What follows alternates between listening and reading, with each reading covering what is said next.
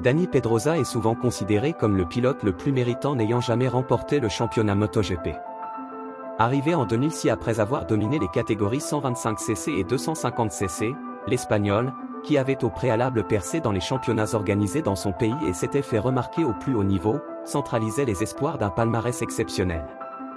Or, malgré 31 victoires sur 112 podiums et 6 saisons terminées dans le trio de tête du championnat, Dani Pedrosa n'est jamais devenu champion du monde MotoGP.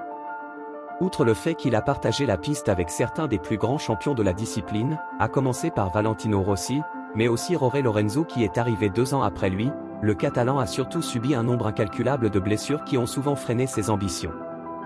Dans un entretien récemment accordé, Dani Pedrosa s'est livré sur ses occasions manquées, pointant le manque de chance qui lui a, selon lui, coûté ou souvent vu comme étant dans sa bulle et quelque peu hermétique au monde extérieur lorsqu'il vivait les meilleures années de sa carrière.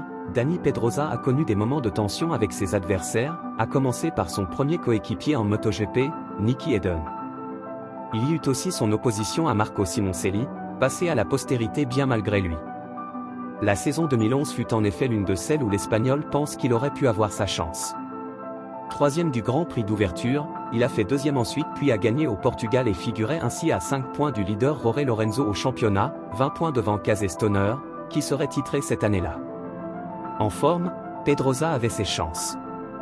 Mais au 4e Grand Prix de la saison, au Mans, il a été heurté par Simoncelli qui tentait de le dépasser et il est tombé, se fracturant la clavicule.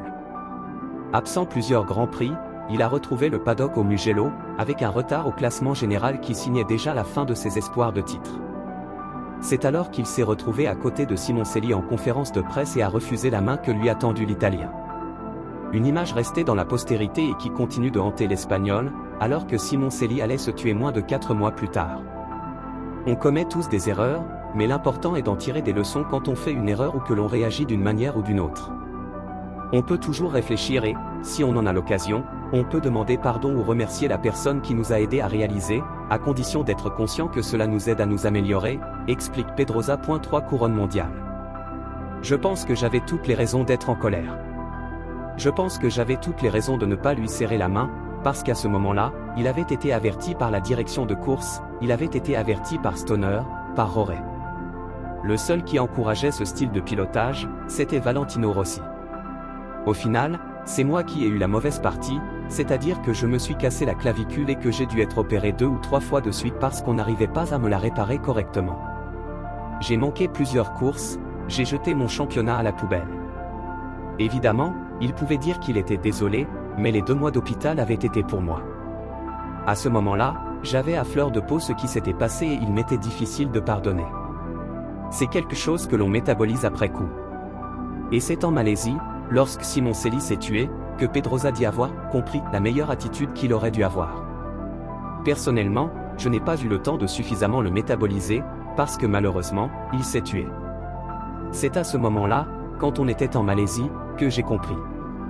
Juste à ce moment-là, j'ai compris. Et j'y suis allé, je le lui ai dit. Je pense avoir été l'un des premiers à rejoindre son père parce qu'il était dans le box à côté du mien. J'y suis allé en courant et je le lui ai dit. Mais Dani Pedrosa était et restera un des plus grands pilotes de sa génération.